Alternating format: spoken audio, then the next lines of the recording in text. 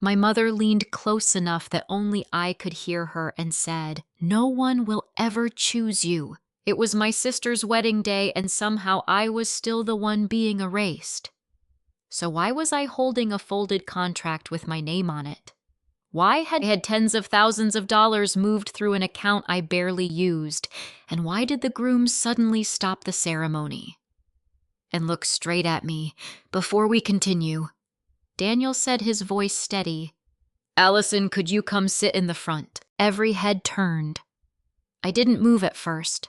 I just tightened my grip on the document my mother never thought I'd find. "If you've ever been told to stay quiet for the family, tell me where you're watching from and what time it is for you right now. And if stories like this hit close to home, you might want to stick around. Because this wasn't about a wedding. It was about what they thought they could take from me and what I finally refused to carry." 6 months before the wedding, my life looked stable from the outside. I worked as a financial analyst in downtown Chicago, mostly dealing with mid-sized corporate accounts, budget forecasts, risk assessments, the kind of work that taught you to question numbers even when they looked clean. I had my own apartment, my own schedule, and for the most part my own peace. None of that seemed to matter when I walked into my parents' house. Claire was already there, sitting at the kitchen island with my mom, laughing about flower arrangements and menu tastings like it was a full-time job. My dad, Richard, was flipping through a catalog of venues as if he'd been personally hired to curate the perfect wedding. Finally, my mom said when she saw me, not hello, not how are you, just finally. Claire turned with a smile that always felt rehearsed. "We were just talking about you." I set my bag down slowly. "That sounds dangerous." She laughed like I'd made a joke. My mom didn't. "We need to finalize some numbers," Denise said, sliding a printed sheet across the counter toward me. "You're going to help with the wedding. Not would you. Not even can you." I glanced down at the page. It was labeled Estimated Contributions, broken into categories: venue, catering, decor, entertainment. My name was already there, typed neatly next to a number that made my stomach tighten. "That's a lot," I said carefully. "It's a family event," my mom replied like that, explained everything. "We all do our part." I looked at my dad. He avoided my eyes and kept flipping pages. Claire reached over, placing her hand lightly on my arm. "It's not just about money, Allison. It's about showing up, being part of something meaningful." I pulled my arm back, not sharply, just enough. "I'm already showing up." My mom sighed, the kind of sigh meant to signal disappointment more than fatigue. "You've always been so independent," she said. "But this is your sister's wedding. It's not the time to keep score." I didn't respond right away. I'd learned that silence gave me more room to think. "Can I see the full budget?" I asked. Claire blinked. "This is the budget." "No," I said, keeping my tone even. "This is a summary. I want to see the actual breakdown: contracts, deposits, vendor quotes." For a second, the room went quiet. My mom's expression shifted just slightly. "Why do you need all that?" "All that because I'm not wiring money based on a single page." "That's a bit extreme," Claire said softly, though there was an edge under it now. "I work with numbers all day," I replied. "It's not extreme. It's basic." My mom leaned forward, her voice lowering. "This isn't your office, Allison. This is family." And there it was. Family as a reason, as a shield, as a way to shut down questions without actually answering them. "I'm not saying no," I said. "I'm asking for transparency." Claire's smile faded just enough to reveal something underneath irritation, maybe. Or calculation. "You've always been like this," she said. "Everything has to be a transaction." "That's not fair," I said. "What's not fair," my mom cut in, "is making your sister feel like she has to justify her wedding to you." I looked between them. I'm not asking her to justify it. I'm asking where the numbers are coming from. My dad finally spoke. Maybe we can just keep this simple, he said, not looking at anyone directly. It's a happy time. Simple. Right. Okay, I said slowly. Then show me the simple version that matches this number. I tapped the page. No one moved. Claire reached for a binder on the counter, hesitated, then slid it toward me. Fine, if it makes you feel better. I opened it. The first few pages were what I expected. Venue costs, catering estimates, decor packages. Everything neatly itemized, clean, almost too clean. I flipped a few more pages. Then I stopped. There was another sheet tucked in the back, same categories, same formatting, but the totals were different, significantly higher. I ran the numbers in my head without even trying. The gap wasn't minor. It was tens of thousands. Why are there two versions? I asked. Claire leaned over. What do you mean? This one, I said, holding up the page, is higher. A lot higher. My mom stepped closer. That's an earlier draft. It's dated last week, I said. Silence again. My dad shifted in his chair. Claire looked at my mom before answering. We've been adjusting things, Claire said. Upgrades, changes. It's normal. Then why isn't this reflected here?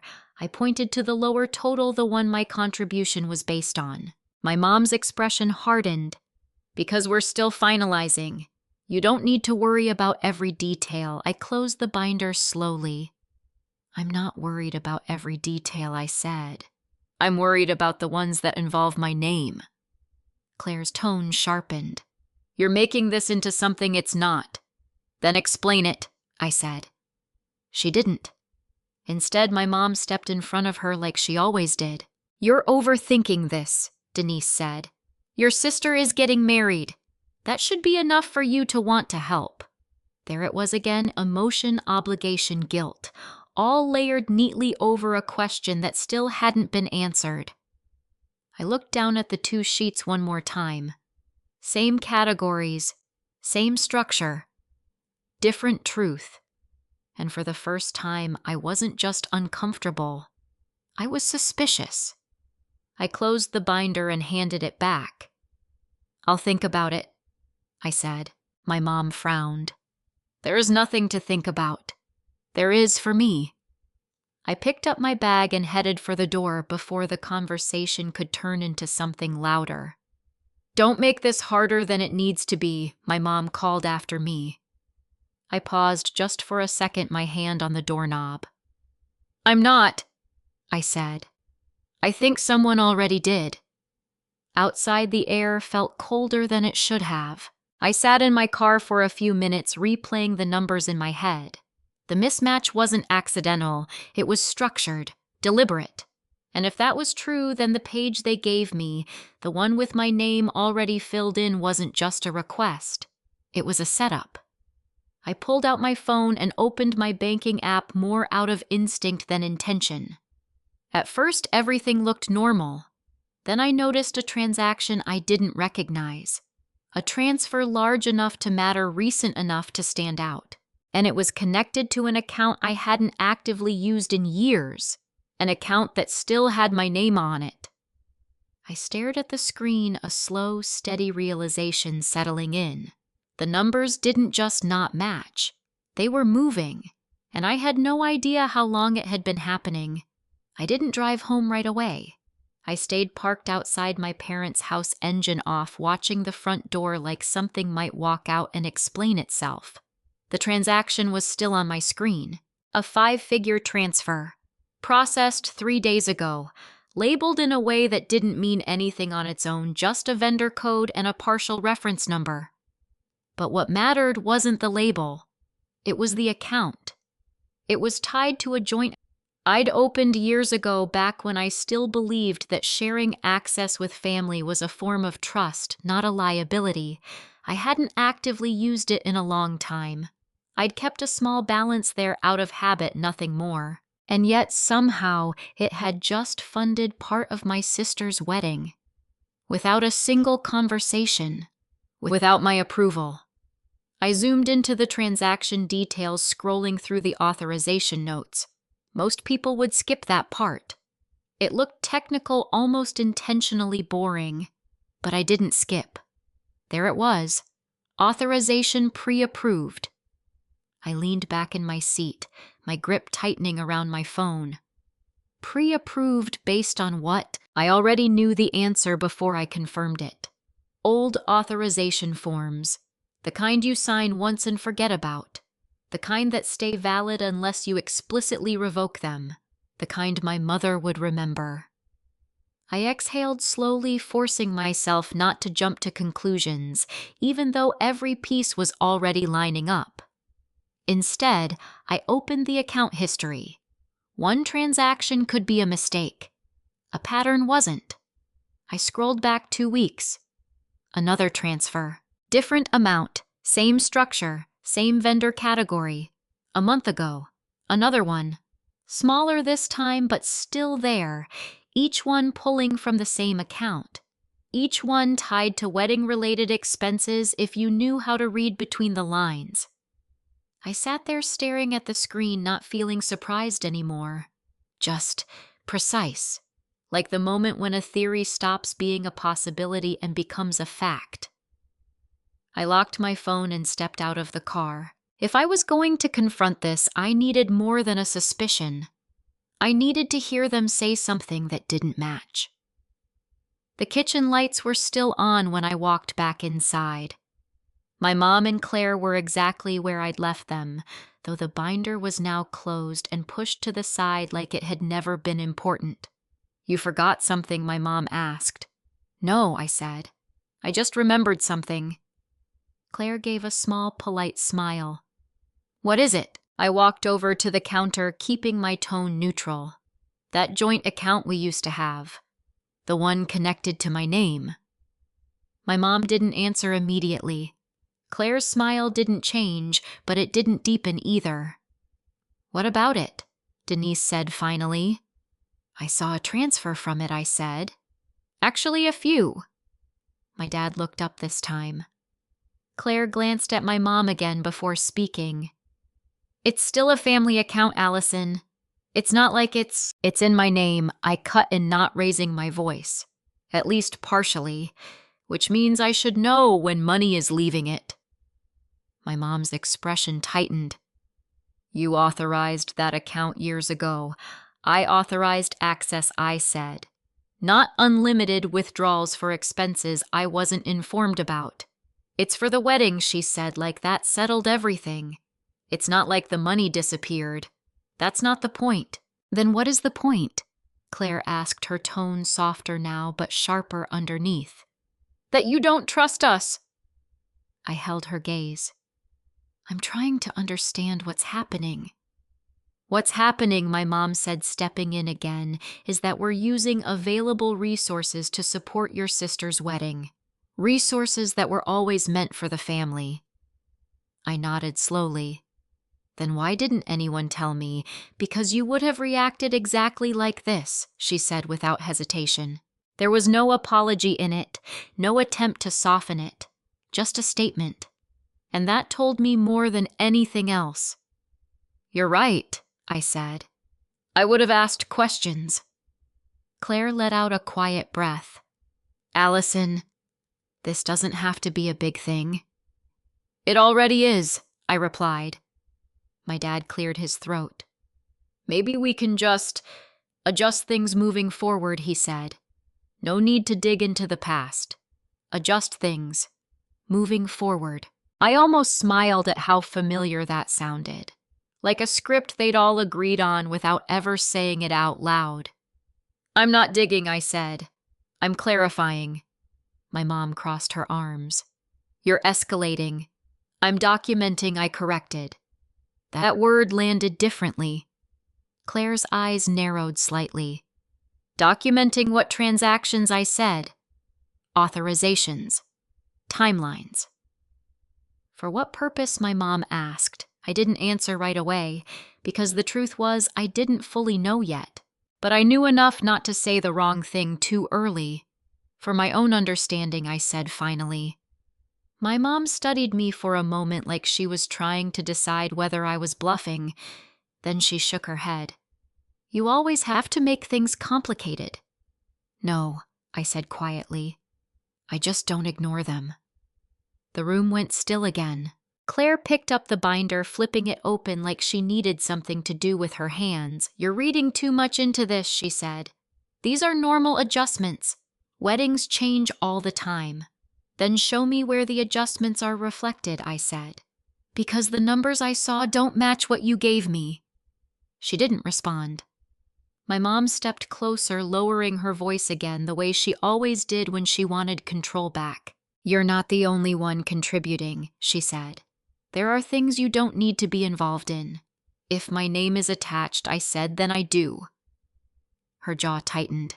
For a second, I thought she might actually argue the point. Instead, she shifted, subtle but deliberate. You've always struggled with being part of something bigger than yourself, she said. That's why this feels threatening to you. There it was. Not a denial, not an explanation, a reframing. Make the question about me instead of the answer. I let the silence sit between us for a few seconds. Then I nodded once. Okay, I said. Then let's keep it simple. Claire looked up cautious. Simple, how no more withdrawals from that account, I said. Not without my direct approval. My mom's reaction was immediate. That's not reasonable. It's basic, I said. If it's truly a shared resource, then it requires shared consent. It's already been committed, she said. You can't just change terms now. I held her gaze. Watch me. That landed harder than I expected. Even my dad looked at me differently. Claire closed the binder slowly. You're really going to do this? It's over money, I almost corrected her. It wasn't over money, it was over control, over consent, over the assumption that I wouldn't notice. But I didn't say any of that. Just send me the full contracts, I said instead. All of them. My mom shook her head. That's not necessary. It is for me. Another silence. Longer this time. Then Claire spoke quieter than before. We'll see what we can send, she said. Not we will. We'll see. I nodded. That works, I said. I picked up my bag again this time without hesitation. No one stopped me as I walked out. And that told me something too. If everything had been clean, they would have pushed back harder, explained more. Instead, they were buying time, which meant there was something in those contracts they didn't want me to see. When I got back to my apartment, I didn't take off my shoes. I went straight to my laptop, opened a new document, and started listing every transaction I'd found so far. Dates, amounts, account paths, vendor codes, not because I was panicking, but because I was organizing. If they were counting on me to react emotionally, they were already behind. Because the moment I started writing it down, it stopped being a family issue. It became a record. And records had a way of telling the truth whether anyone wanted them to or not. Halfway through the list, an email notification popped up on my screen. From Claire. Subject line, updated documents. I opened it. There were attachments, contracts, invoices, vendor agreements. More than I expected. For a second, I thought maybe I'd been wrong. Maybe they were just disorganized. Maybe this was all going to make sense once I saw everything in one place. I clicked on the first file, then the second, then the third. Each one clean, professional, standard. Until I reached the last attachment. The file name was different, longer, more specific. Vendor, agreement, special, terms, final, PDF. I hovered over it for a second before clicking. Something about the wording felt Intentional. Not just finalized. Designed. I opened the file. The first page looked like any other contract. Vendor details, payment structure, cancellation policy. Then I scrolled, and halfway down the second page I saw my name, not in the contribution section, not as a reference, but under a different heading. Primary financial guarantor. I stopped scrolling, read it again, then again. The language was clear, precise, legally structured. If the event was canceled or significantly altered, the guarantor would be responsible for covering the associated penalties in full. My name was typed cleanly beneath it, and next to it, a signature. Mine. Or at least something that looked exactly like it. I didn't react right away. That was the first thing I noticed about myself. 6 months ago, I might have called my mother immediately. I might have sent Claire a message that said something I'd regret later. I might have tried to fix it emotionally before I understood it logically, but now I just looked. The signature wasn't forged. That was the part that made this more dangerous. It was mine, technically. Same structure, same curve in the last letter. Even the slight tilt I'd picked up from signing too quickly over the years. But I knew exactly where it came from. Old documents, old authorizations, forms I'd signed years ago when my mom told me it was just to make things easier if we ever needed to move money around as a family. I scrolled back up and read the clause again slower this time.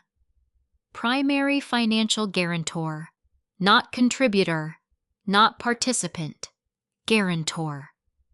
That meant if anything disrupted the wedding cancellation vendor disputes, even major changes in scope, the financial liability shifted to me, not shared, not partial, mine.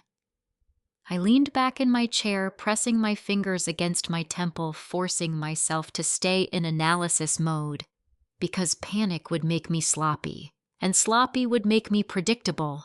Instead, I opened a second window and started cross-referencing the vendor name with the transactions I had already logged. Same vendor code, same payment intervals. This wasn't a one-time oversight.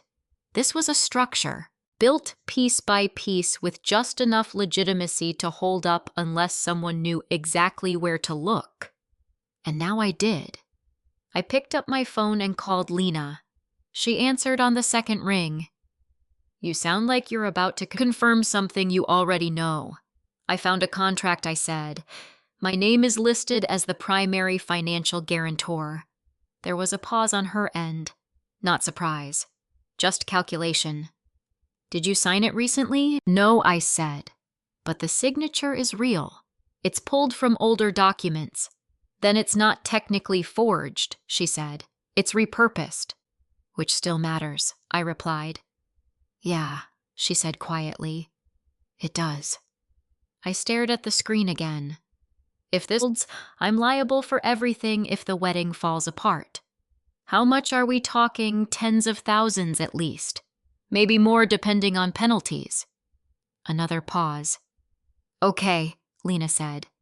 Then you don't confront yet. I wasn't planning to. Good, she said. Because the second they know you understand the structure, they'll start adjusting it. I nodded, even though she couldn't see me. They already tried to control the narrative, I said. Now they'll try to control the documents. Exactly, she replied. So you move first, but quietly. I glanced back at the contract. There's a cancellation clause tied directly to my liability, meaning if something disrupts the wedding, I said I pay. And who defines disruption? I scrolled further down. Vendor terms. Mostly subjective. Then they built flexibility into it, she said. That's intentional. I let that settle for a second. They needed someone to absorb the risk, I said. And they chose the one person who wouldn't immediately say no, Lena replied. That landed harder than I expected. Not because it was cruel, because it was accurate. I closed the contract and reopened my transaction log. Okay, I said. Then I stop reacting like the person they expect and start acting like the one they didn't plan for. Lena finished. Yeah. I ended the call and sat there for a moment longer. Then I opened a new document. Not for tracking, for strategy. If I confronted them now, they'd deny. If I waited too long, they'd reinforce the structure. So the timing had to be precise. Not emotional, not reactive. Controlled. I went back to the email Claire sent and downloaded every attachment again, saving them into a separate folder with timestamps. Then I took screenshots, not just of the contract, but of the file properties, creation dates, modification logs, anything that showed when and how the document had been handled. Because contracts didn't just exist, they evolved. And evolution left a trail. By midnight, I had a full sequence. Transactions, documents, authorization pathways, everything aligned. Everything pointed back to the same conclusion. This wasn't a misunderstanding. It was a plan. And I was positioned exactly where they needed me to be. Responsible, silent, and if things went wrong, accountable. I closed my laptop and leaned back, staring at the ceiling. For a brief moment, something like doubt tried to surface. What if I was overanalyzing? What if there was a version of this that made sense from their perspective? What if no? I cut that off before it could grow, because the numbers didn't lie, and the structure didn't exist by accident. The next morning, I didn't call my mom. I didn't text Claire. I didn't mention anything about the contract. Instead, I did something they wouldn't expect. I asked for more.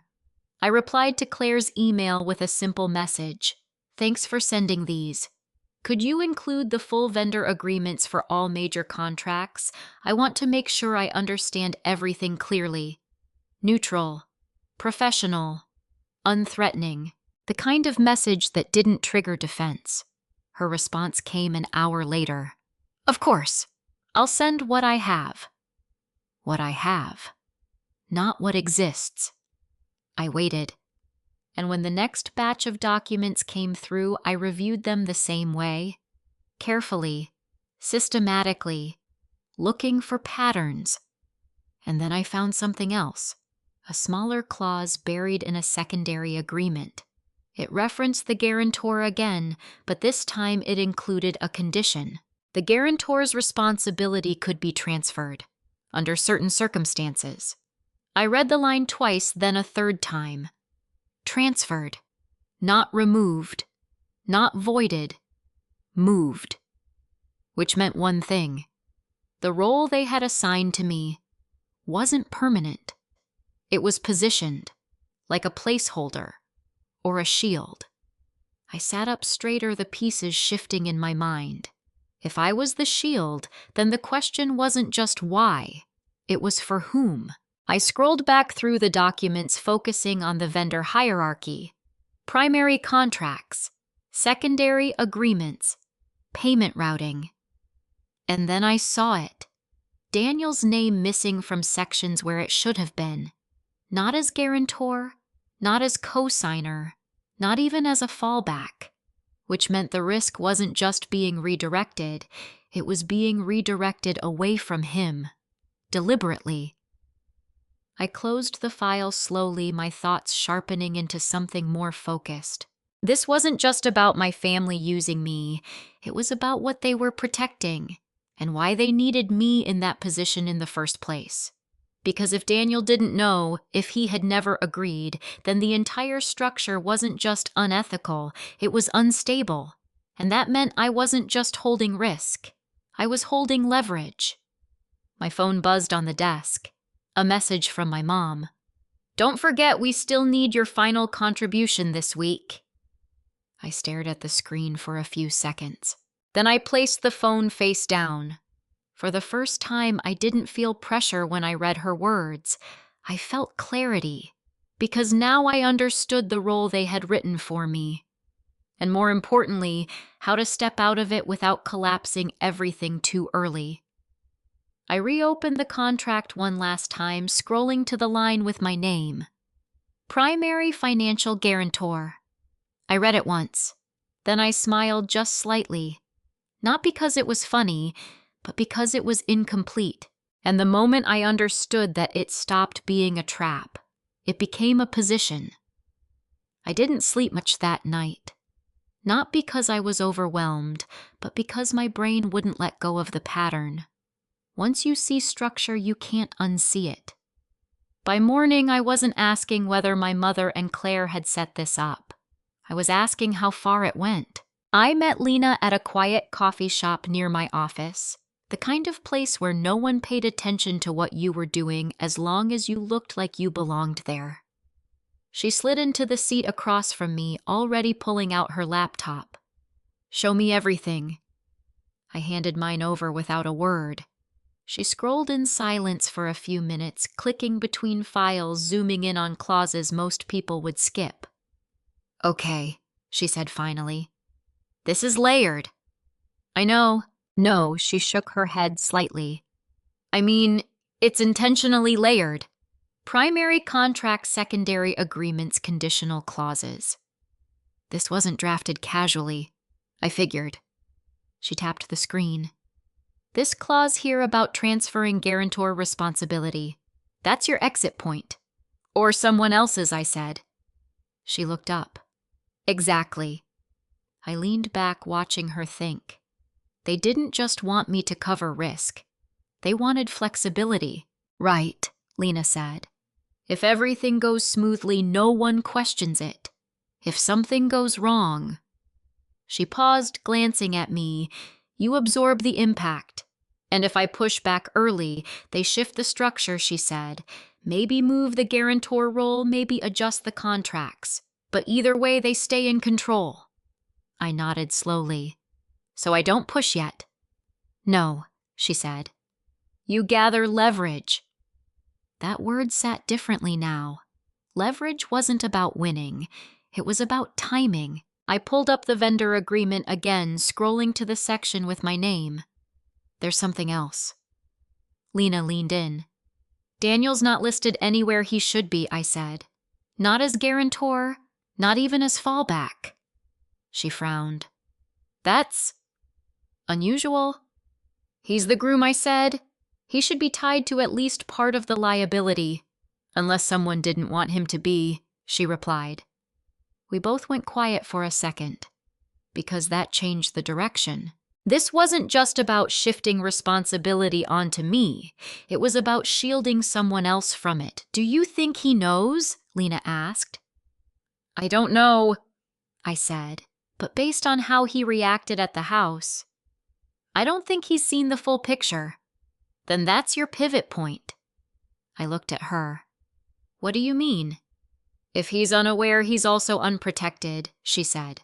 "Which means if the truth comes out at the wrong time, he's the one who takes the hit emotionally, legally, publicly." I considered that. "And if it comes out at the right time?" I asked. Lena gave a small, knowing look. "Then the person holding the information controls the narrative."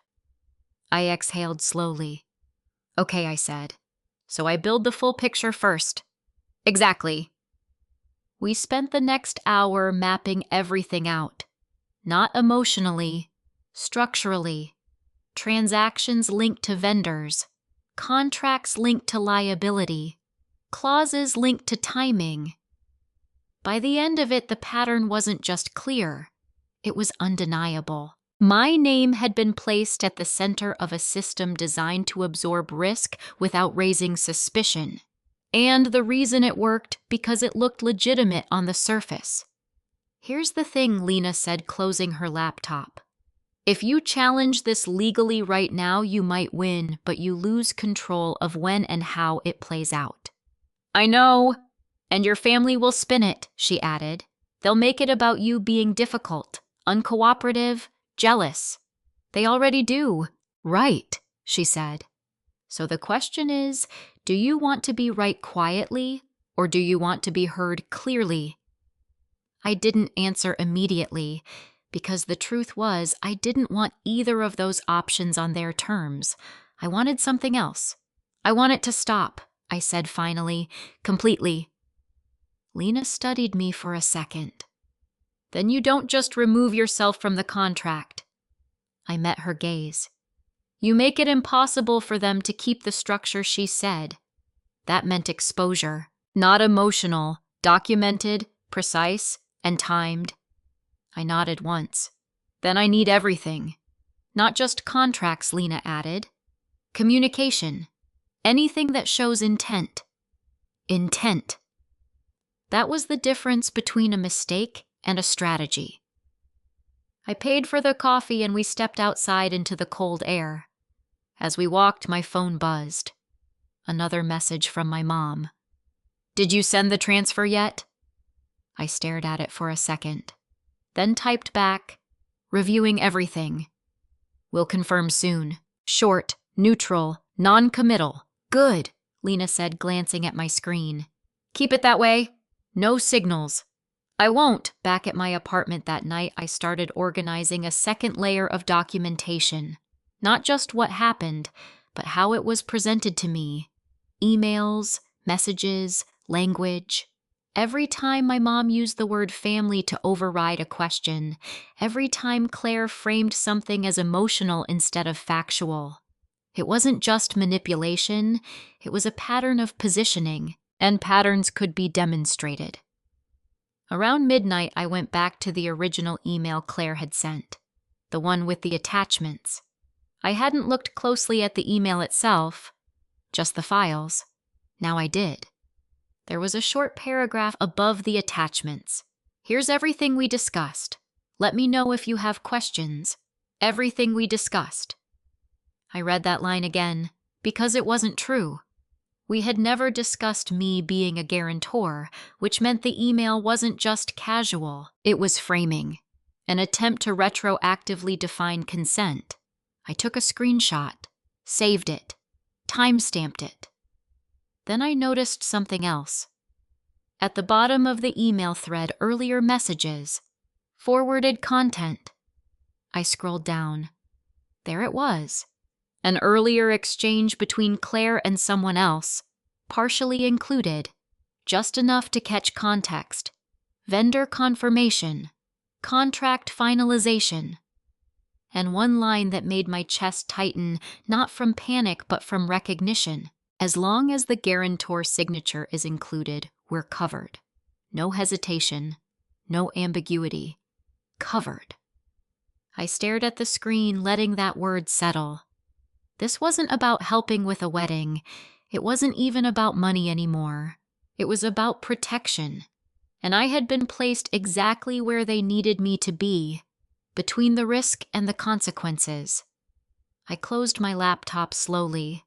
Not because I was done, but because I had enough. Enough to understand the system. Enough to prove intent. Enough to decide what came next. And for the first time since this started, I didn't feel like I was catching up. I felt like I was ahead. Because now I wasn't reacting to what they had done. I was preparing for what they didn't expect. And the moment that mattered most was getting closer. I didn't reach out to Daniel immediately. That would have been the obvious move, the emotional move, the kind that feels right in the moment but collapses the advantage before you understand it. Instead, I waited 3 days, long enough to review everything again, long enough to confirm that nothing I'd seen could be explained as an oversight, long enough to decide exactly what I would say and what I wouldn't. When I finally texted him, it was simple. Hey, do you have a few minutes this week? I have a question about the vendor contracts. No accusation, no urgency, just a question. He replied an hour later. Yeah, I'm free Thursday afternoon. We met at a quiet cafe not far from his office. Neutral ground. No family, no audience. Daniel looked tired when he walked in. Not overwhelmed, just stretched. The kind of tired that comes from managing expectations instead of facts. Hey, he said, offering a polite smile as he sat down. Everything okay? I nodded. Yeah. I just wanted to go over a couple of things. He relaxed slightly. Sure. I opened my laptop but didn't turn it toward him yet. I've been reviewing the wedding contracts, I said, mostly to understand the contribution structure. Okay, he said. Claire's been handling most of that, but I've seen the general breakdown. That's what I figured, I replied. He took a sip of his coffee. Is there an issue? I held his gaze for a second. Then I turned the screen toward him. This is one of the vendor agreements, I said, specifically the liability clause. He leaned forward, scanning the page. At first, his expression didn't change. Then his eyes slowed, then stopped. What is this? He asked. That's what I wanted to ask you. He read the line again. Primary financial guarantor. My name. My signature. His brow tightened. Why is your name here? I didn't put it there, I said calmly, and I wasn't informed. He sat back, slightly processing. I thought. Claire said everything was covered, he said. We had a budget. We had deposits. You do, I said. But the liability isn't structured the way you think. He looked back at the screen. I'm not listed anywhere here. No, I said. You're not. That doesn't make sense, he muttered. I didn't interrupt. Because this part mattered. The moment where someone realizes the version they trusted doesn't match the version that exists. He scrolled through the document, then opened another file I had already prepared. This one references the same clause I said. Different vendor, same structure. He read it more carefully this time. Slower. Why would they do this? He asked, almost to himself. That depends, I said, on whether you knew. His head came up immediately. No. There was no hesitation, no pause to consider a safer answer. Just no. I nodded once. Okay. He leaned forward again, more focused now. When was this signed? The signature is pulled from older authorization documents, I said. It's not a recent agreement I consciously signed. So it's reused, he asked. Yes. He ran a hand through his hair, exhaling. That's not. He stopped, then corrected himself. That's not something I would have agreed to. I didn't think so. Another silence. Not awkward. Just heavy. What happens if something goes wrong? He asked. I'm financially responsible, I said, based on the current structure. In full, in full. He looked at me for a long second. I didn't know, he said quietly. I believe you, I replied. And I did, because if he had known, he wouldn't be reacting like this. There was too much genuine confusion, too much recalculation. He leaned back in his chair, staring at the table now. This changes things, he said. Yes, I said. He looked up again. Why are you showing me this now? There it was. The real question. Not what. Not how. Why now? Because the timing matters, I said. He waited. I could have raised this earlier, I continued, privately, quietly, but it would have been easy to dismiss, or adjust, or reframe. He nodded slowly. But at this stage, I said any change has consequences. For everyone, he said. Yes, he sat with that. Then he asked the question I had been expecting. What do you want to do? I didn't answer immediately, because the answer wasn't simple, and it wasn't emotional. I want the structure corrected, I said finally. Not hidden, not shifted quietly. Corrected. He nodded. That's fair. And I want to make sure you understand exactly what you're entering into, I added. I appreciate that, he said, because right now, I don't think I do. That was honest. And honesty in this situation was leverage. Not over him, but with him. He leaned forward again. What are the options? There are a few, I said. Legally, the guarantor clause could be challenged, especially if there was no informed consent. And practically, he asked. Practically, I said, it depends on when the issue is addressed. He studied me for a second. You're thinking about the wedding day. I'm thinking about the moment when the truth can't be reframed, I said. He didn't respond right away. Then he nodded. Claire and your mom, he said slowly. They've been controlling most of the decisions. I trusted that they were handling it responsibly. I know, but if this is accurate. He gestured toward the screen. Then they weren't just handling it. They were redirecting it. Yes. He exhaled longer this time. I need to see everything he said. I can send it to you, I replied. No, he said, shaking his head. I mean, I need to review it carefully. All of it. Without them framing it first. That's why I waited, I said. He looked at me again, something shifting in his expression. Not just confusion anymore. Respect. You didn't have to bring this to me, he said. Yes, I did, I replied. Because you're part of this whether you knew it or not. He nodded once. Okay, he said. Then we handle it properly. I closed my laptop. Take your time, I said. But don't take too long. He gave a small, almost tired smile. I won't. We stood at the same time. No handshake. No dramatic agreement.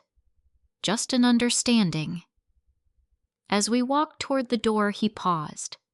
Allison, he said. I turned. I'm glad you told me, he said. I held his gaze for a second.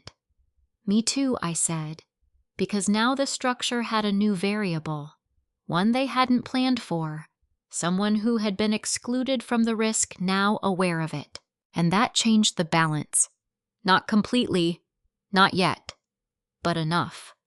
Because the next move wouldn't come from me alone, and whatever happened next wouldn't stay contained. I didn't hear from Daniel for 2 days.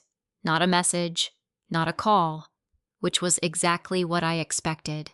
Because once you actually read contracts, really read them, you don't respond quickly. You cross-check. You question your assumptions. You go back and reread the parts you thought you understood. Silence in this case wasn't avoidance. It was processing. I used the time the same way. I organized everything into a single folder, clean, chronological, impossible to misinterpret if someone looked at it without context. Transactions first, then contracts, then communication. Each file named precisely, each timestamp visible. Not dramatic, not emotional, just structured. On the 3rd morning, my phone buzzed. A message from Daniel. Can we talk today? I didn't reply immediately. Not because I wanted to delay, but because I wanted to keep the pace controlled. Yes, I sent back. Same place works. When I got there, he was already seated. This time he didn't look tired. He looked focused. There's a difference. I went through everything he said as soon as I sat down. I nodded. Okay. He slid a printed stack of papers across the table. Not mine, his. Marked up. Notes in the margins. Highlighted sections. He had done the work. They didn't just exclude me, he said. They structured it so I couldn't be included unless something failed. I didn't interrupt. Every major liability point routes through you, he continued. Every fallback condition leads back to the guarantor, which is you. Yes. And the transfer clause, he added, tapping one of the pages only activates under specific triggers, none of which are currently in place. Correct. He leaned back slightly.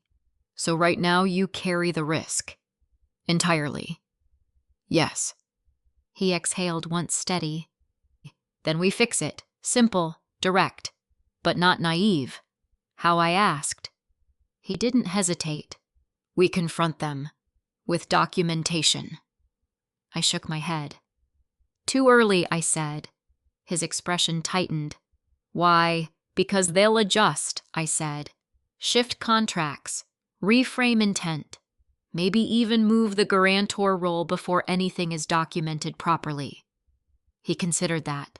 You're saying we lose the evidence advantage? Yes. Another pause.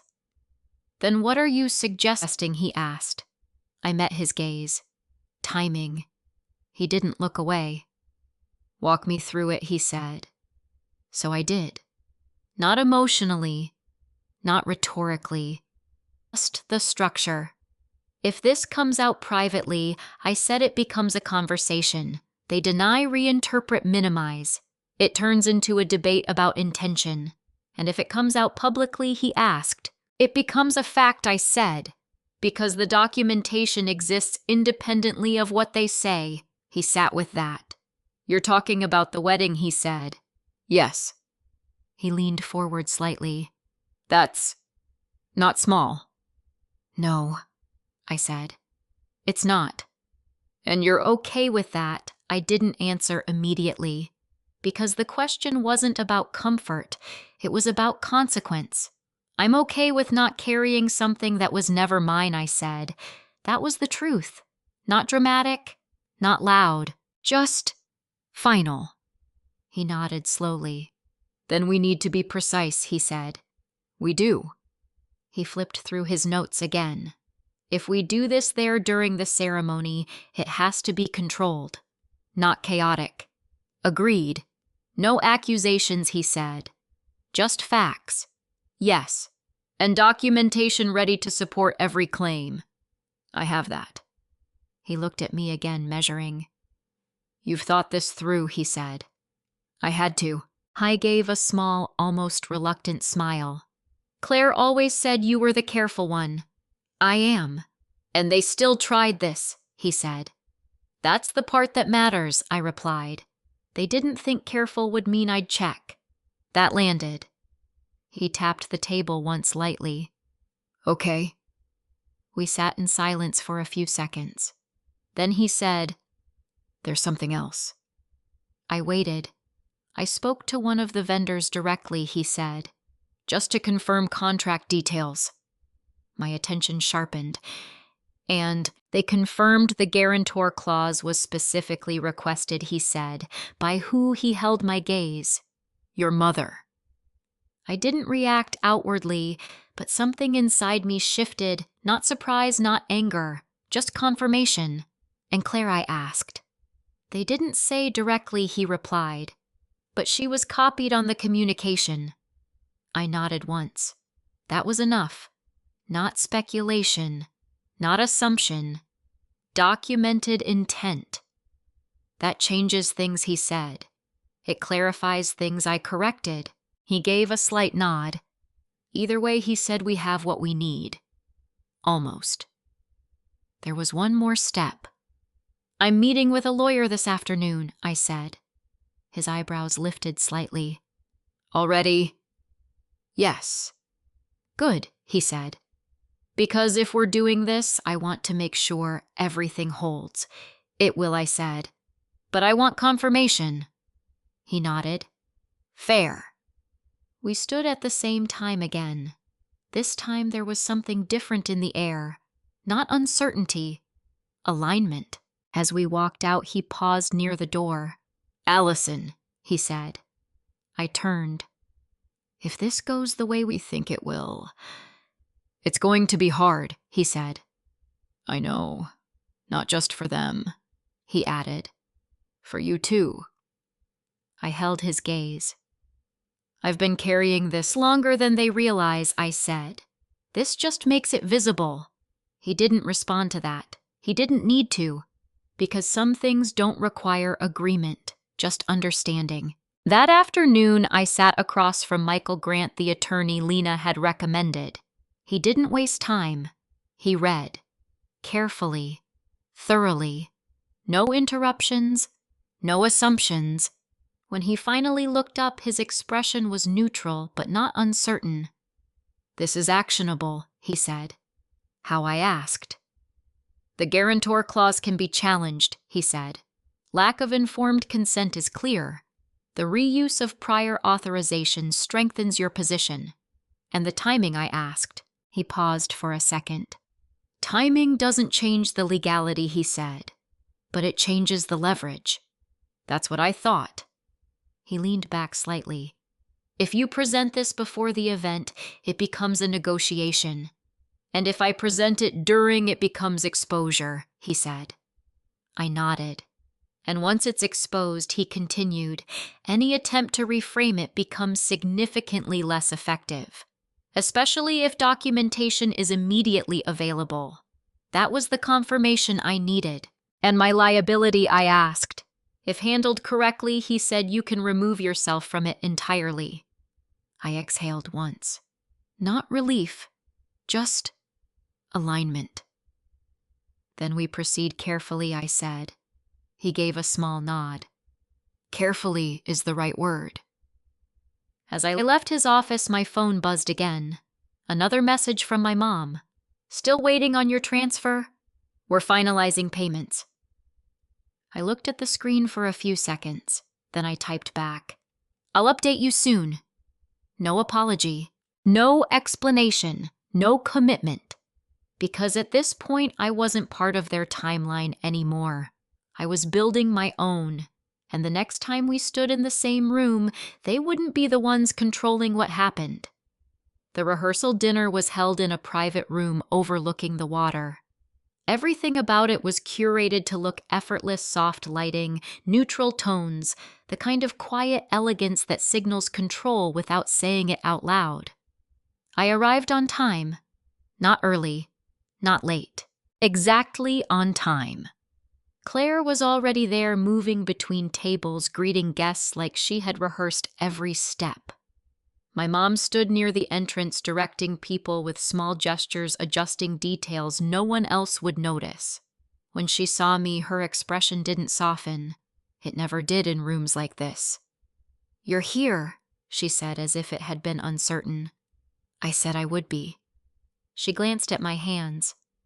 Did you bring the transfer confirmation? No, I said calmly. I'm still reviewing everything.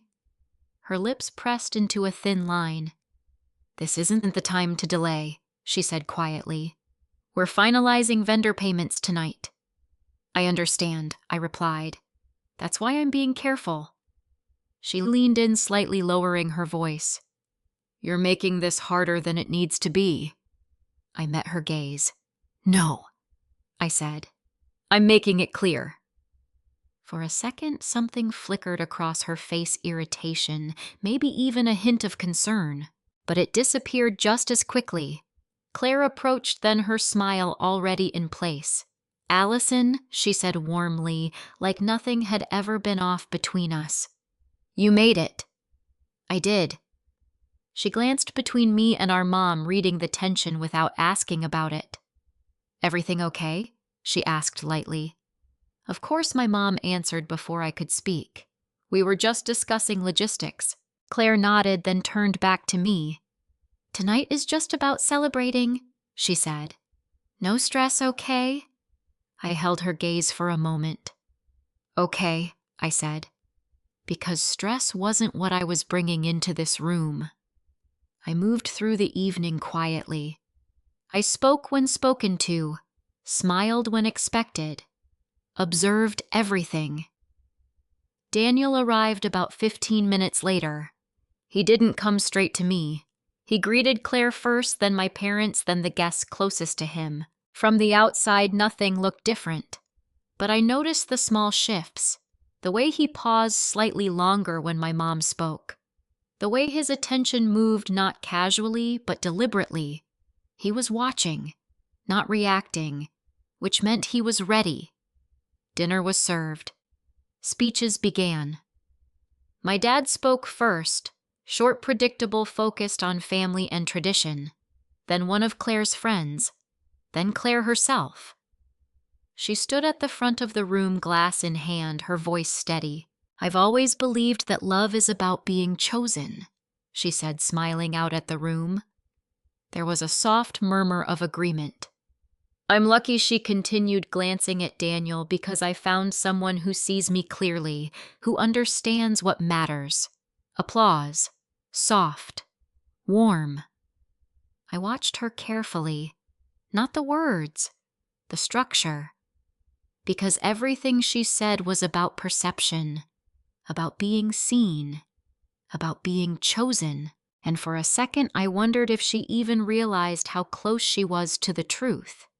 When she finished, she returned to her seat beside Daniel. My mom stood next. She didn't need notes. She never did. Family, she began, her voice carrying easily across the room, is about showing up for each other, especially when it matters most. Her eyes moved across the guests, then landed on me, just long enough to make it intentional. There are moments, she continued, when we're called to put aside our own concerns and support something bigger than ourselves. The room stayed quiet, listening, agreeing, because the message sounded right, even when it wasn't. And not everyone understands that, she added, her tone softening, but not kindly. A few people shifted in their seats, subtle, but noticeable. She smiled, then lifting her glass. But tonight isn't about that, she said lightly. It's about love and commitment. Applause again. Stronger this time. She sat down satisfied. And just like that, the narrative was set. Not directly, but clearly. I was the one who didn't understand, the one who made things difficult, the one who wasn't choosing the family. I felt the weight of it settle around the room. Not heavy, just present. This was how it worked. Not through confrontation, through suggestion, through framing, through repetition. I didn't respond. I didn't need to, because this wasn't the moment for correction. It was the moment for confirmation. I reached into my bag slowly and tapped my phone screen. The recording had already been running, not hidden, just unnoticed. Her words, her tone, her intent, all captured, not for emotion, for context, for pattern. Across the table, Daniel met my eyes briefly. Just a second, but it was enough. He knew, not just what had been said, but what it meant. The rest of the evening passed without incident, at least on the surface. People laughed, talked, moved between tables, the kind of normal that only exists when something underneath it isn't. As the dinner wound down, my mom approached me again. This time her tone was quieter, more controlled. "You embarrassed yourself tonight," she said. I looked at her, genuinely curious. How? "By making everything about you," she replied. "By refusing to contribute when it matters." "I haven't refused," I said. "I've asked for clarity." "You've delayed," she corrected. "And people notice that." I nodded slightly. "Good," I said. She frowned. Good, yes," I said. "Because that means they'll also notice when things are explained properly." Her expression shifted again. Not irritation this time. Something sharper. "Be careful, Allison," she said. "This isn't the time to create problems." I held her gaze. "It already is," I said. She didn't respond. She just turned and walked away, which told me everything I needed to know. Because if she believed she was still in control, she would have pushed harder. Instead, she pulled back. And people only do that when they're not sure what the other person knows. As I stepped outside into the cool night air, my phone buzzed. A message from Michael. "Everything ready. You're covered when you decide to act." I read it once, then locked my screen.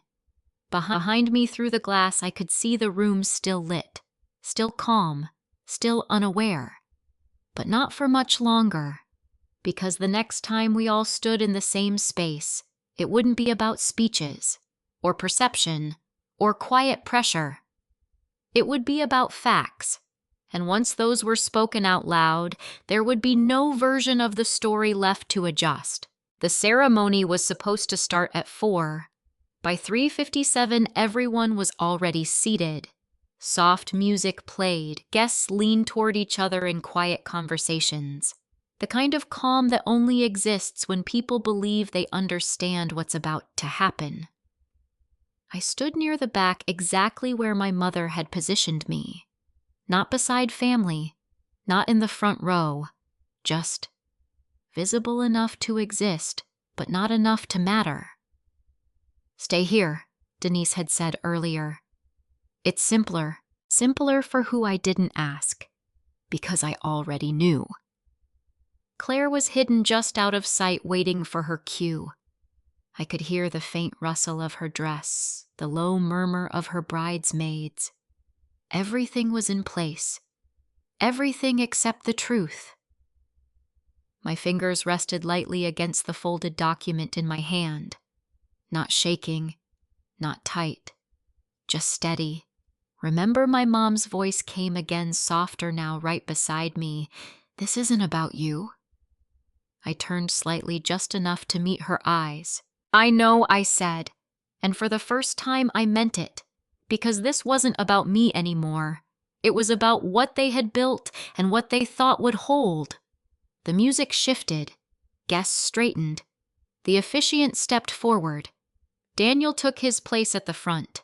He looked composed, focused, but I noticed the difference immediately. He wasn't looking at Claire's entrance. He was scanning the room, waiting. For a moment, I wondered if he would hesitate, if something would change, if he would decide this wasn't the way to handle it. Then his eyes found mine, and he gave the smallest nod. Not dramatic, not obvious, just enough. The music swelled. Claire stepped into view. Beautiful, confident, certain. She walked slowly down the aisle, every step measured, every expression practiced. Guests smiled. Some wiped tears. My mom watched her like this was the moment everything had been building toward. And maybe it was, just not in the way she expected. Claire reached the front, took her place beside Daniel. The officiant began. "Dearly beloved." "Wait!" Daniel's voice cut through the room. Not loud, but clear. The kind of interruption that doesn't ask for permission. The room shifted instantly. Confusion moved through the guests like a ripple. Claire turned toward him, her smile faltering just slightly. "What are you doing?" Daniel didn't answer her. Not yet. Instead, he turned and looked directly at me. "Allison," he said, his tone steady, "could you come sit in the front?" Every head turned. Again. But this time, it wasn't curiosity. It was tension. I didn't rush. I didn't hesitate either. I walked forward at a normal pace, the sound of my steps louder than it should have been in the quiet room. My mother's voice came from behind me, low and sharp. "Allison, don't." I didn't stop, because stopping would have meant asking for permission, and I wasn't doing that anymore. When I reached the front, Daniel stepped slightly aside, creating space. Not beside him, not replacing anyone, just making room for the truth. I sat, slowly, deliberately. The officiant looked uncertain. "Should we?" "No," Daniel said. "We shouldn't continue. Not yet." Claire's voice broke in tight now. "Daniel, this is not the time." He turned to her then. "That's exactly why it is," he said. Silence. Not polite silence. The kind that presses in from all sides. "What is this about?" she asked, her composure starting to crack. Daniel reached into his jacket and pulled out a set of papers. "Not many, just enough." "This," he said, holding them up slightly, "is about the contracts for this wedding." My mother stepped forward now.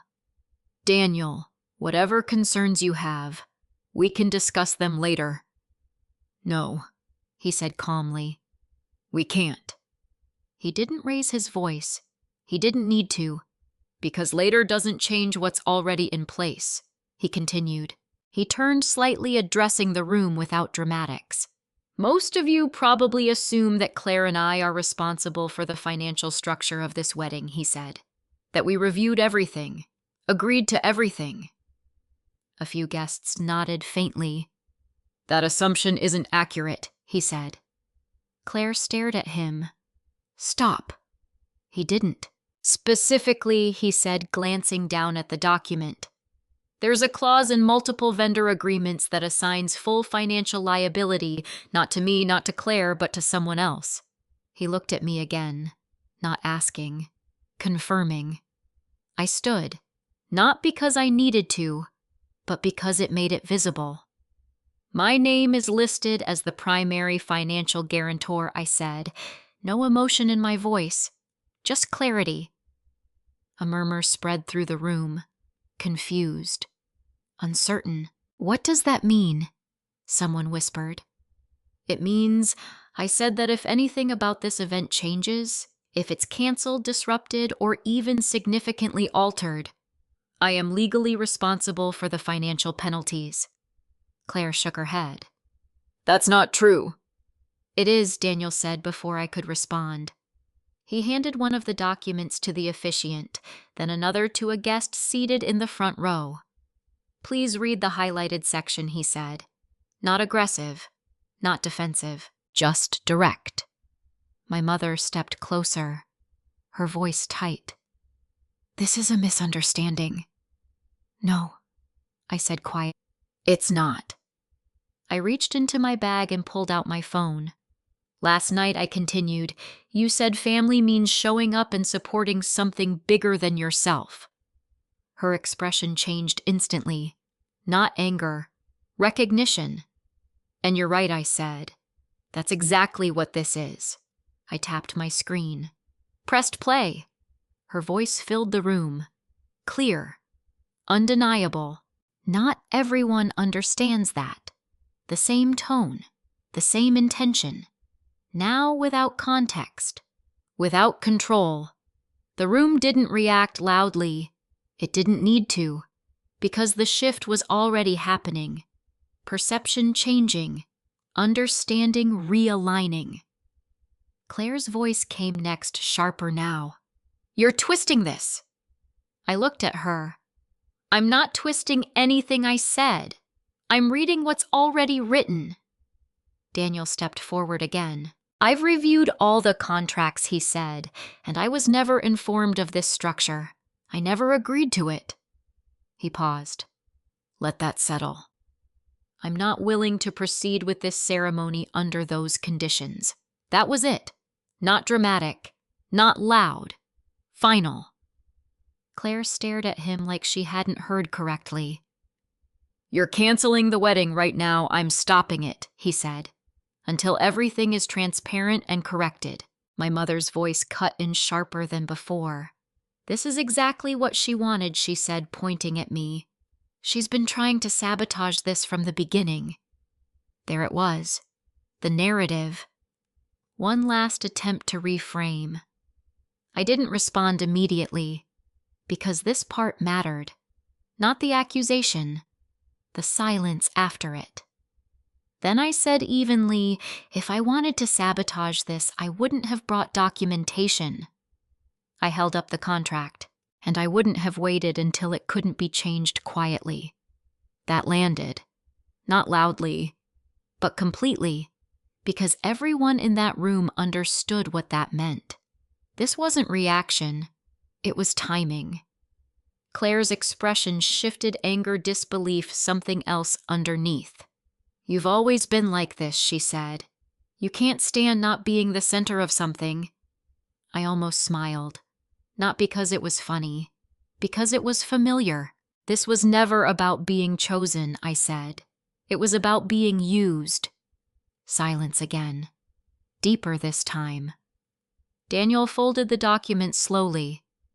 We're done for today, he said to the officiant. Not a question. a decision. And just like that, everything they had built for this moment stopped. No one stood up right away. That was the first thing I noticed. Not the silence itself, but what followed it. People stayed in their seats, not out of politeness, but because they didn't know what version of the moment they were in anymore. A wedding. A confrontation. A correction. Claire was the first to move. "This is insane," she said, her voice unsteady, now no longer controlled. "You're ruining everything over something you don't even understand." I looked at her, not reacting to the volume, only to the words. "I understand exactly what I signed," I said, "and more importantly, what I didn't." My mother stepped forward again, faster this time. "Enough," Denise said sharply. "This ends now." I turned to her. "It already did," I replied. Daniel didn't say anything else. He didn't need to. The decision had already been made the moment he stopped the ceremony. Guests began to shift, some standing, some whispering quietly, but no one rushed to leave. They were watching. Not for drama, for clarity. Because once something like this is exposed, people don't look away, they lean in. Claire let out a short, disbelieving laugh. "So what now?" "You walk away and feel good about yourself." "No," I said calmly. "I walk away without carrying something that was never mine." "That's convenient," she snapped. "It's accurate." She shook her head, turning to Daniel. "You're really going to side with her?" Daniel didn't flinch. "I'm not siding with anyone. I'm responding to facts." "That's not what this is," Claire said. "It is," he replied. There was no argument in his voice, just closure. My father stood up slowly, like he was catching up to a conversation that had already ended. "There has to be a way to fix this," he said. "We can adjust the contracts, redistribute the liability." "You can," I said, "just not through me." He looked at me, genuinely unsure. "Allison, we're your family." I held his gaze. "I know," I said. "That's why this should have been a conversation, not a structure." That landed differently than anything else I'd said, because it wasn't about blame. It was about what should have happened and didn't. My mother's composure finally cracked. "You're overreacting," she said, her voice tight. "This was temporary. We were going to adjust it later." I tilted my head slightly. "Then why didn't you tell me?" She didn't answer. Not directly, because there wasn't an answer that didn't confirm what this was. Instead, she shifted again. "You've always been difficult," she said. "Always questioning, always pushing. This is why people don't—" She stopped herself. But it was too late. The sentence had already formed, the same one she'd said before, just without the whisper this time. I didn't respond, because I didn't need to. The room had heard enough. Daniel stepped slightly to the side, creating space again, not for me, but between everyone. "I'm going to work with the vendors directly," he said. "Review everything. Make sure the structure is corrected." Claire stared at him. "You're still thinking about the wedding. I'm thinking about doing it right," he said. That wasn't a promise. It was a condition, and she knew it. The guests began to leave slowly after that. Not in a rush, just quietly, like people do when they've witnessed something they'll talk about later, but not here. I didn't. There was nothing left for me to do in that room. As I walked out, my mother followed. "Allison," she said, her voice lower now. Not sharp, not controlled, just different. I stopped, but I didn't turn around immediately. "What I asked." "We need to talk," she said. I turned then. "About what I asked." "About this," she said, gesturing back toward the venue. "About what just happened." I considered that for a second. Then I shook my head. "No," I said. Her expression tightened. No, no, I repeated. There's nothing left to clarify. That's not how family works, she said. I met her eyes. Then maybe that's the problem. She didn't respond, not right away, because for the first time she didn't have control over the structure of the conversation. I didn't do this to hurt you, she said finally. I believed her. That was the complicated part. I know, I said. You did it to manage a situation the way you thought made sense. Her eyes searched mine, looking for something agreement maybe, or forgiveness. I didn't give her either. But managing something without telling me I continued is still a choice. She looked down for a second, then back up. We can fix this, she said. I shook my head again. You can fix the contracts, I said. You can't fix the assumption. What assumption that I wouldn't notice, I said. Or that it wouldn't matter if I did. Silence. Not tense. Just final. I'm not cutting you off, I added, but I'm not stepping back into this either. Her voice softened. You're really going to walk away from your own sister's wedding, I thought about that. Not the event. The structure behind it. I'm walking away from the role you gave me, I said. Not the relationship. That part depends on what happens next. She didn't ask what that meant, because she understood. Boundaries don't need explanations. They need recognition. I left after that. Not quickly, not dramatically, just steadily. A few weeks later, everything looked different. The contracts had been restructured. My name was removed completely, not transferred, not adjusted, gone.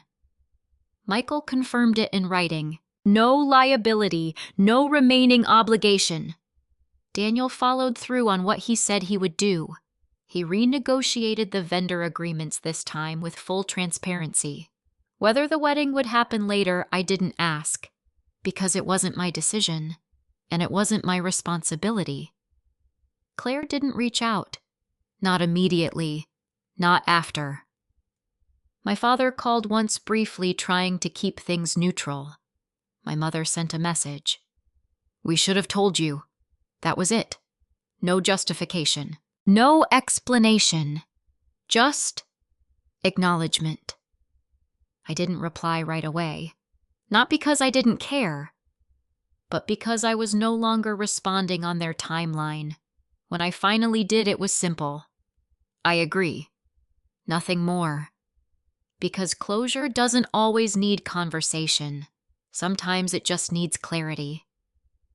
A week later, I got a message from Daniel. Thank you for handling that the way you did. I read it twice, then replied. I handled it the way it needed to be handled. He sent one more message. You were right. I didn't respond to that one. Not because I disagreed, but because being right wasn't the point. Not anymore. The point was that I had seen something clearly and chosen not to carry it. And that changed more than just one moment. It changed what I accepted, what I questioned, and what I walked away from. For the first time in a long time, my life felt aligned. Not perfect, not easy, but honest. And that was enough. What I learned from all of this wasn't about money. It wasn't even about betrayal in the way people usually think about it. It was about how easily responsibility can be assigned without consent, especially inside a family where trust is often assumed instead of defined.